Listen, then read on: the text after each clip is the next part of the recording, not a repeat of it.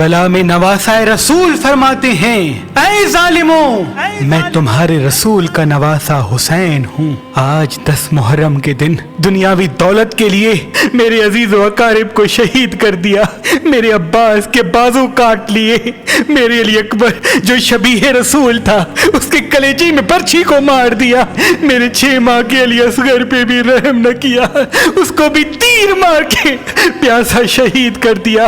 آج میں اس زمین و آسمان کے بیچ میں یہ اعلان کرتا ہوں کہ اگر اللہ مجھے 1000 زندگیاں دیتا، 1000 اکبر دیتا، 1000 اصغر دیتا تو میں سب اللہ کے دین پہ قربان کر دیتا، اور میرے خون کا ذرہ ذرہ اللہ کے دین کی گواہی دیتا رہتا۔ تاریخ نے لکھا، فوج یزید سب زور زور سے ہنس رہی ہے، امام حسین کی خطبے کا مذاق اڑا رہی ہے۔ اتنے میں عمر بن سعد کہتا ہے، حسین سے فردن فردن نہ لڑو کیونکہ یہ علی کا شیر ہے، اور میں نے حسین کی جنگ دیکھی ہوئی ہے، اس کربلا میں کوئی بھی حسین کو ہرا نہیں سکتا۔ 700 کا لشکر حسین کے دائیں طرف سے اور 700 کا لشکر حسین کے بائیں طرف سے اکٹھا حملہ کرے۔ تاریخ نے لکھا، علی کے شیر نے ایسے وار کیا کہ سب کے سب فنار ہو گئے، فوج یزید میں کوہرام برپا ہو گیا۔ جب یزید کے بڑے بڑے بہادر امام حسین کے ایک ہی وار سے فنار ہوتے تھے تو فوج یزید بھاگنا شروع ہو جاتی ہے۔ پھر عمر بن سعد کہتا ہے، اب لشکر سے حسین کو شہید کرنا ممکن نہیں، جاؤ خیموں کو آگ لگا دو۔ بس کچھ ظالم خیام کو آگ لگاتے ہیں اور کچھ ظالم امام حسین علیہ السلام سے دور جا کر دور سے تیر، نیزے اور برچھیاں پھینکتے ہیں۔ تاریخ نے لکھا، امام حسین کبھی خیام کی طرف جاتے ہیں، کبھی میدان کی طرف آتے ہیں۔ پھر عمر بن سعد کہتا ہے، جس کے ہاتھ میں جو چیز ہے وہ حسین کو مار دے۔ جس کے پاس نیزے تھے اس نے نیزے مارے، جس کے پاس تلواریں تھی وہ دور سے تلواریں مارتا رہا، جس کے پاس تیر تھے وہ امام حسین کا نشانہ لے کے تیر مارتا رہا۔ تاریخ نے لکھا، جس کے پاس مارنے کے لیے کچھ نہ تھا وہ کربلا کی گرم زمین سے پتھر اٹھاتا اور امام حسین کو مارتا۔ امام حسین علیہ السلام آسمان کو دیکھ کے کہتے ہیں، اے اللہ، اس 3 دن کے پیاسے رسول اللہ کے نواسے کی جنگ دیکھ۔ اتنے میں آواز غائب آتی ہے، اے حسین، تیرا اللہ تجھ سے راضی ہو گیا۔ مولا حسین ذوالفقار کو روک دیتے ہیں اور ظالم مسلسل امام حسین کو نیزے اور تیر مارتے رہتے ہیں۔ اتنی دیر میں ایک ظالم امام حسین علیہ السلام کو پیٹھ میں ایسا نیزہ مارتا ہے کہ آپ گھوڑے کی زین سے زمین پہ آ جاتے ہیں۔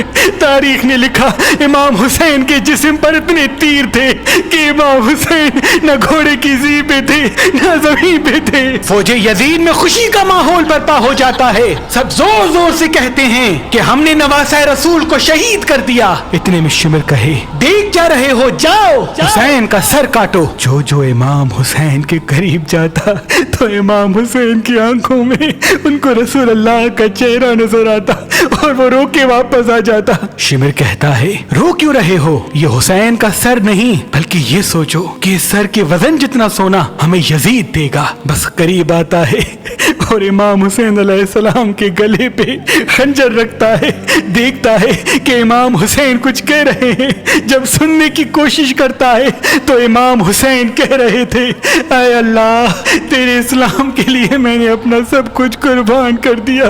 شمر ہنستا ہنستا امام حسین کی گردن کو کاٹتا ہے اور امام حسین کے سر سے امامہ اتار کے امام حسین کے بالوں سے پکڑ کر امام حسین کے سر کو نیزے پہ سوار کرتا ہے۔ فوج یزید جھومتی جاتی ہے، اہل بیت کے خیام چل رہے تھے، آل رسول زمین پہ بیٹھ کے رو رہی تھی۔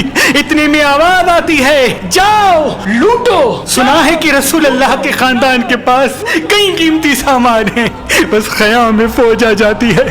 کوئی رسول اللہ کا امامہ لے کے جاتا ہے، کوئی مولا علی کی تلوار لے کے جاتا ہے، کوئی بیویوں کے سروں سے چادریں چھین لیتا ہے، کوئی بی بی سکینہ کے کانوں سے بالیاں کھینچ لیتا ہے۔ اتنے میں آسمان رونے لگا، زمین تڑپنے لگی۔ امام سجاد نے جب دیکھا کہ زمین اپنی جگہ چھوڑ رہی ہے، آسمان پھٹنا چاہتا ہے، تو آپ نے سجدے میں سر رکھا اور اللہ کا شکر کرنا شروع کر دیا کہ اے اللہ، تیرا شکر ہے کہ تو نے آسمان आसमान पैदा किया। ऐ अल्लाह तेरा शुक्र है कि तूने जमीन को बिछाया। ऐ अल्लाह अपनी नेमतों को तमाम न करना, इन थोड़े से इंसानों की सजा आने वाली पूरी इंसानियत को न देना। इमाम सज्जाद सजदाए शुक्र कर रहे हैं और वहाँ फौज यजीद इमाम हुसैन के लाशे को पामाल करने की तैयारी कर रही है। तारीख ने लिखा कि अरब के घोड़ों की आंखों पर पट्टी बांध के उनको भारी लोहे वाले नाल पहनाए गए ताकि इमाम हुसैन के जिस्म और हड्डियों को इतना पामाल करें कि इमाम हुसैन के जिस्म का एक भी टुकड़ा न बचे। सबकी लाशों को पामाल गाह पे बिछाया गया। कोई कहता है कि हम जनाब अब्बास की लाश पे घोड़े नहीं दौड़ाएंगे क्योंकि इनकी वालदा हमारे कबीले से है। कोई कहता है हम अली अकबर की लाश पे घोड़े नहीं दौड़ाएंगे क्योंकि इसकी वालदा हमारे कबीले से है। कोई जनाब जॉन की लाश लेके गया, कोई हबीब इब्न मज़ाहिर की लाश लेके गया, कोई जनाब हुर की लाश लेके गया। तारीख ने लिखा सबकी लाशें हटने लगी, सिर्फ करबला की गर्म जमीन पे इमाम हुसैन की लाश पड़ी रही।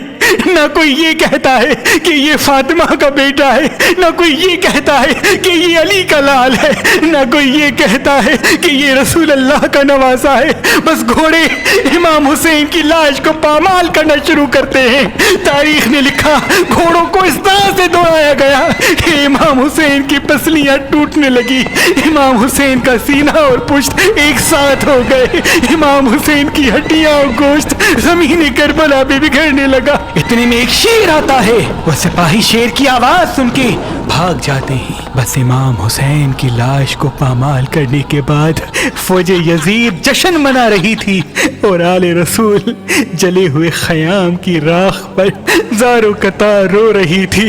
बीबी ज़ैनब कभी अब्बास को याद करके रोती है, कभी अकबर को याद करके रोती है, कभी मासूम अली असगर को याद करके रोती है, तो कभी दूर से अपने भाई के जिस्म के टुकड़ों को देख के अपने नाना रसूल अल्लाह को कहती है, या रसूल अल्लाह आपकी उम्मत ने उस हुसैन के जिस्म को पामाल कर दिया जिसको आप कंधों पे उठा के कहते थे कि ये जन्नत का सरदार है, ये मुझसे है मैं इससे हूँ, ये मुझसे है मैं इससे हूँ।